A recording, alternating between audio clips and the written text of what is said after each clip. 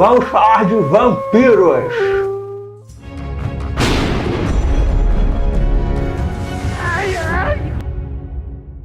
Fala galera do Fidedigno, aqui é o Guto Souza, tudo bem?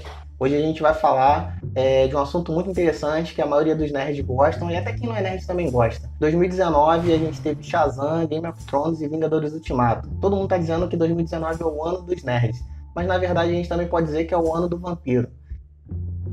Nesse ano o vampiro está completando 200 anos e o mais icônico dos vampiros, o Drácula, está completando 122 anos. Você pode até não gostar de vampiros, mas com certeza você sabe quem é o Drácula. Mas você já se perguntou como esse personagem incrível foi criado? Quais as referências foram utilizadas? Você sabia que além do Drácula da ficção também existia um Drácula na vida real? E que esses personagens tiveram as histórias unidas aí ao longo das adaptações? Então, a gente vai falar um pouquinho deles. O Drácula da ficção é uma criação do irlandês Bram Stoker e estreou na literatura em 26 de maio de 1897. Como eu falei no início desse vídeo, o Drácula está completando aí 122 aninhos de puro sangue.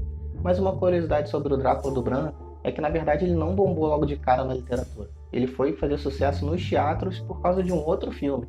Essa treta aí rolou porque em 1922, lá na Alemanha, foi lançado o filme Nosferatu, que contava a história do Conde Orlok e utilizava-se de outros personagens em uma outra localidade. Porém, a esposa do já afinado Bram entrou com um processo judicial por causa dos direitos autorais e toda essa treta aí chamou a atenção de volta para o Drácula, onde em 1924 surgiram as primeiras adaptações para o teatro em Londres e 3 anos depois ele estreou na Broadway, nos Estados Unidos. Por incrível que pareça, o Drácula também já figurou nas páginas de quadrinhos da Marvel Comics. Em 1972, a Marvel lançou a série The Tomb of the Drácula, onde dessas páginas aí a gente teve vários encontros maneiros, entre eles o Drácula encarando os X-Men, o Homem-Aranha e até saindo na porrada com o Apocalipse. E das páginas do The Tomb of the Drácula saiu também um personagem muito querido dos fãs, que é o Blade, o caçador de vampiros. E eu acho o máximo. Você imagina se esses dois personagens da Marvel fossem adaptados para os cinemas pela Marvel Studios. Seria incrível, cara. Eu tô louco pra ver isso. Já nos games eu me diverti um monte jogando Castlevania Symphony of the Night, que era um classicão do PS1, e eu fiquei muito puto quando eu descobri que o castelo tinha um final falso, você tinha que jogar ele invertido. Enfim, eu me diverti um monte quando era moleque. Já na geração seguinte, que era o PS3 e o Xbox 360, a gente teve aí o Castlevania Lord of Shadow 1 e 2, mas infelizmente o segundo não era tão bom quanto o primeiro. Já nas animações a gente tem também Castlevania, que é a adaptação dos games, na Netflix, está na segunda temporada, a terceira já está encomendada, é excelente. E também Hotel Transilvânia, que é pra molecada, e tá no terceiro filme. Nos cinemas, o Drácula já deu as caras em mais de 272 filmes, e por isso ele detém aí 2 recordes no Guinness Book. O de personagem literário mais adaptado para o cinema e de personagem de horror mais adaptado para o cinema. Desses muitos filmes, a gente não pode deixar de falar de alguns muito importantes, como o Drácula de 1931, que foi o primeiro deles, né? E que trouxe o Bela Lugosi dos palcos da Broadway para as telas do cinema. Também tivemos aí o Vampiro da Noite, de 1958, que foram 8 filmes da franquia, onde o Christopher Lee, o nosso eterno Saruman, do Senhor dos Anéis, estrelou 6 desses filmes. Outro muito legal que eu gosto demais é o Drácula de Bram Stoker, de 2004, foi dirigido pelo Francis Ford Coppola, tem o TBT lá no site, se você quiser saber mais desse filme, o link está na descrição. E o mais recente de todos foi de 2014, que é o Drácula, uma história não contada, foi estrelada pelo Luke Evans. O filme fez um sucesso de bilheteria, tanto que a Universal Pictures lançou a Múmia do Tom Cruise, tentando fazer o universo compartilhado dos monstros, mas o filme não foi bem sucedido e a Universal Pictures engavetou essa ideia, graças a Deus. No cinema, o Drácula foi interpretado por mais de 40 atores. Olha isso, é muita gente. A gente já falou do Drácula da ficção e das principais adaptações, mas a gente ainda não falou do Drácula da vida real. O Vlad III, também conhecido como Vlad Impalador, ou em romeno Vlad Tepes, viveu na metade do século XV e gostava de ser conhecido como Vlad Dracula, que significava filho do dragão, porque o pai dele, o Vlad II, se auto-intitulou Vlad Dracul depois que ele ingressou na Ordem do Dragão, que era uma espécie de templários da época responsável por combater os turcos e a invasão do Império Otomano. Vlad Dracula era um voivoda, uma espécie de príncipe da Valáquia, atualmente território da Romênia. Ele e seu irmão mais novo Radu foram reféns do Império Otomano durante o reinado do sultão Murad II, como forma de garantia de lealdade do pai deles, o Vlad II. No caso, nosso Drácula viveu aí no meio dos turcos, mas ele nunca abandonou sua fé no Deus cristão e tampouco seu sonho de retornar à Valáquia e libertar o seu povo e suas terras das garras do Império Otomano. Depois da morte do sultão Murad II, Vlad já estava sossegado na Valáquia. Mas aí o filho do sultão Maomé II, o Conquistador, que teve esse título por tomar Constantinopla, mandou seus mensageiros lá na Valáquia lembrar o Vlad que ele era vassalo do Império Otomano. E nisso o Vlad pistola, deu uma de Leônidas de 300, só que ao invés dele falar isso aqui é a Valáquia e dar um chutão mandando todo mundo por poço, ele simplesmente empalou geral. Depois de muitos anos de guerras, pequenas vitórias, traições, muitas empalações e derrotas, o Vlad se recolheu ao castelo Poenari em Arques, e não no castelo de Bran na Transilvânia, que atualmente é um ponto turístico muito famoso na Romênia por associar o Vlad ao Drácula do Bram Stoker. Porém, uma curiosidade interessante aí que eu acho que é a cereja do bolo nessa história é que Dracul, além de significar dragão, também significava diabo. E com a superstição da época, mais os métodos nada convencionais do Vlad de lidar com seus inimigos, pode ter feito a fama dele de filho do capiroto. Se você curte leitura de ficção histórica no melhor estilo Bernard Cornwell com Jürgen e quer saber mais sobre o Vlad, eu recomendo muito a leitura do livro Vlad, a Última Confissão, da editora Records, do autor C.C. Humphrey. Eu li recentemente esse livro, achei incrível, prende muito e assim, você vai estar conhecendo toda a história do Drácula da vida real. Então vai na livraria mais próxima, compra um exemplar e divirta-se, porque o livro é excelente.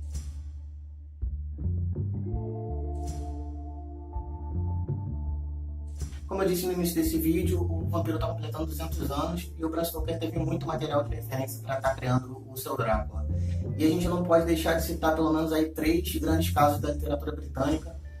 O primeiro deles, claro, o primeiro vampiro foi o conto The Vampire, criado pelo John William Polidori. Inclusive, a forma como foi criado esse conto foi uma forma muito engraçada. Durante uma noite de tempestade, 4 amigos aí resolveram fazer uma competição de quem contaria o conto mais horripilante. E um desses amigos era o John William Polidori, que acreditou na brincadeira e veio a lançar em 1819 o conto The Vampire. E uma curiosidade interessante é que dentre esses 4 amigos estava presente a Mary Shelley, que veio a lançar aí o clássico Frankenstein. Já o segundo caso foi na metade do século XIX, onde eram famosos na Inglaterra os Penny Dreadfuls, que eram pequenos contos muito baratos voltados para a massa, para a população trabalhadora.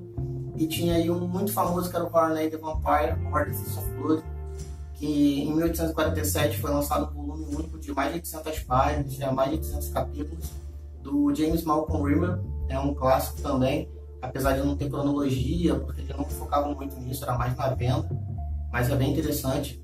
Já no final do século XIX, a gente teve aí do Sheridan Le Fanu, que é a Carmilla, a Vampira de Karnstein, foi lançado em 1872, inclusive inspirou aí o H.P. Lovecraft, que é um gênio do horror, da literatura gótica. E assim, primeiro contato que eu tive com o Drácula, acho que como toda criança, todo mundo sabe quem é o Drácula, mas acredito que o filme do Francis Ford Coppola, que eu já citei anteriormente, foi assim que mais me marcou, achei mega interessante. E eu meio que esperava a oportunidade perfeita para estar lendo esse clássico. E recentemente, na verdade, foi em 2017 que a Dark Side Books lançou esse clássico, esse livro. Eu ganhei de presente no final do ano passado, que é o Drácula do Bram Stoker First Edition. O livro é incrível, ele reproduz a capa original do primeiro lançamento, da primeira edição. Assim, é um item de colecionador, o livro é lindíssimo. Tem capa igual à primeira, né? As bordas das páginas são vermelho sangue. Além do próprio material do Bram, no final tem muito extra, assim, um manuscrito de quando ele estava escrevendo o livro, os títulos que ele tentava criar para o livro dele, várias cartas, recortes de jornais da época. Então, assim, é um item de colecionador. Eu posso dizer que esse aqui é o meu preferido, é o meu xodó da minha biblioteca particular. Recomendo muito, espero que leiam. Eu li, me apaixonei, já conheci a história do Bram, do Drácula do Bram Stoker, mas assim, lendo o próprio material é incrível a leitura, assim, recomendo muito.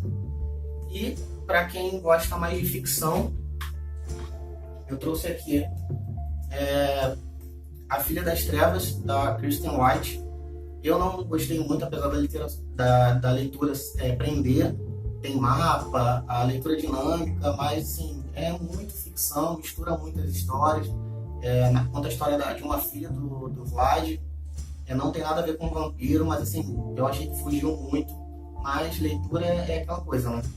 Depende do gosto da pessoa, é muito pessoal. Então, eu assim, gostei porque é uma leitura que foi rápida, foi interessante, mas acho que misturou muito os fatos históricos e assim, eu, para que gosto de ficção histórica, não foi legal para mim. Então, tá aí mais uma recomendação. Quem curtiu, bota nos comentários. Todos os comentários vão ser respondidos. Eu espero que gostem também. Eu quero agradecer aqui. A gente já está encerrando o vídeo. Espero que tenham gostado dessa quase aula EAD de História dos Vampiros.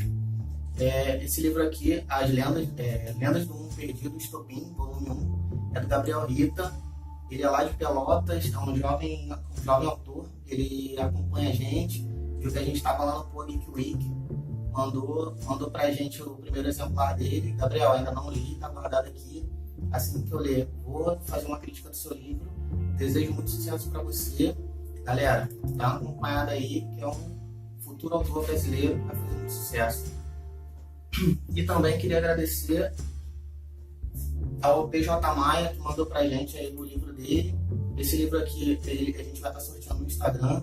Fiquem ligados aí na data de publicação desse vídeo, que assim que ele for ao ar, a gente vai estar compartilhando lá no Instagram, fazendo um sorteiozinho pra galera que acompanha a gente. Espírito Perdido, do PJ Maia, da editora Labrador.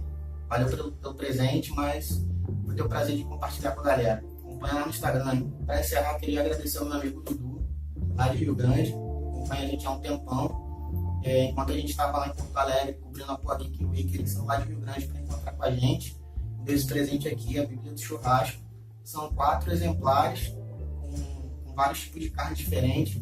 Só que, infelizmente, para churrasco eu sou só para comer. Assim, para fazer churrasco, eu sou uma negação. Dudu, vou dar uma lida. Espero que um dia eu consiga fazer um churrasco não gaúcho, mas acho meio difícil. De qualquer forma, muito obrigado pelo presente.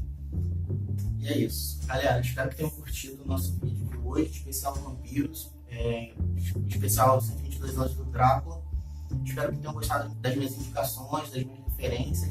Se tiver alguma indicação para fazer sobre vampiros, bota no comentário, eu vou estar respondendo todas, vou aceitar recomendações também, porque é um tema que eu gosto muito. Então é isso. Se curtiu, dá aí um joinha, se inscreve no canal, pode deixar qualquer comentário que eu vou estar respondendo. E é isso. Valeu, grande abraço.